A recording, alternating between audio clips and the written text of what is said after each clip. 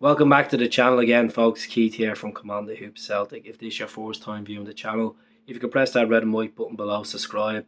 It helps the channel grow. A thumbs up or a comment below would be appreciated. Before we start chatting about the win over Kilmarnock, once again, I just want to remember Frank McGarvey that sadly passed away last week. He's battling against cancer. Look at my thoughts and prayers yet again are with Frank's family and his friends at this difficult time. Obviously, Celtic fans paid their tributes today at Celtic Park, remembering Frank. He was an iconic goal scorer for us, over 100 goals for the club, 2 Scottish Cup wins, a couple of league wins, and then also a League Cup as well. He's also remembered for being a legend for St Mirren as well, helping St Mirren win the league and the Scottish Cup. So, my thoughts and prayers are with Frank and his friends at this time. It's sad to lose a legend like Frank. What a lovely man. All the interviews I've seen, what he done, the way he spoke about Celtic. Just a very humble man. So, let's go on and chat about the game. So it was a 2-0 win over Kilmarnock today. It could have been 9-0 easily. We hit the woodwork 4 times in the second half. I'm laughing to myself because the first half was absolutely shy. We had a lot of possession. We just couldn't do anything in the final third, and then we got that breakthrough. Maeda masterclass up the left flank and then crossed into the box, and Jota scored it.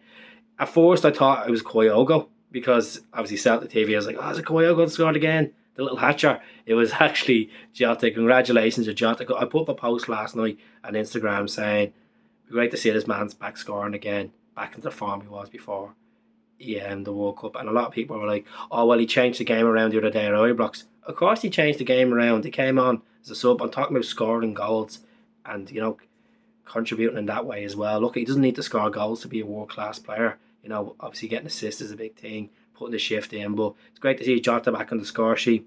It's great for his hopes, more the stats he builds up, better chance of him getting into that Portuguese squad for the Euro qualifiers, and it's a great thing for Jota.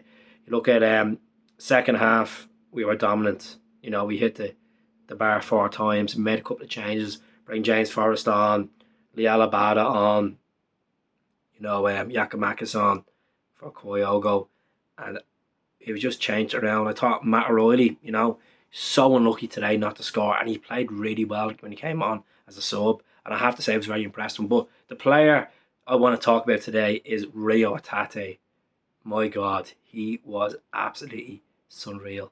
He was just dominant everywhere in the pitch, and he was like that against Rangers at Ibrox. He was like that against Hibs, even though he's playing out of position, and he was like that against St. Johnson as well. So I think Rio Hatate is really on his game at the moment. Like 80% of the fans voted for Rio Hatate today for the man of the match, and I don't blame them. I really don't blame them because he was outstanding.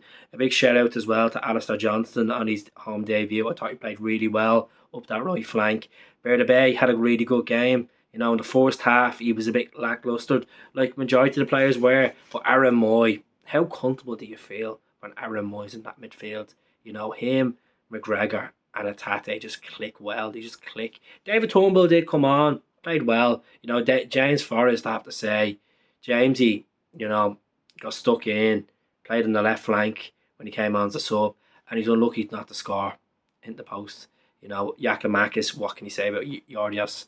Yordios, hit the post twice, and Ange came out and said it when he was getting interviewed that him and Kyogo are working extremely hard at the moment. He hasn't flinched since he's been put on the bench, and he's not getting the start. He hasn't made a big ordeal about it. He's working hard, and Ange wants to work with the players that are there at the moment.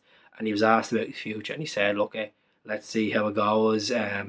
Basically, he's putting the hard work in, and that's where he wants to be. That's all he wants to concentrate on. So he didn't write off Georgia's future at Celtic, but at the same time, he's happy with his work ethic, and that's a good thing to hear. So hopefully, we get Yakimakis scoring maybe next week against Kilmarnock in the League Cup semi-final at Hampden. I think Ange will make a couple of changes for the game. I'd maybe see probably Abada coming in, probably bring Matt O'Reilly in. Could see the debuts of Hatate or Tomoki as well. I thought Maeda was really, really good today. I really thought Maeda was good. But Alistair Johnston, his home debut, quite calm, quite composed. Who's Ivanovic at this rate, But that's really it for me. I'm delighted with the performance. You know, as I said, it could have been more, but we have a plus 20 goal difference, and you know they're playing tomorrow, and hopefully the Tangerine Army can pull out a result. Never say never in football. Come on, Charlie McGrew. Come on, Tony Watt.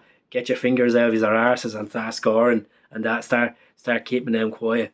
But anyways, it's Celtic's league. There's 51 points to play for before the end of the season for Celtic, and every result is closer to the title.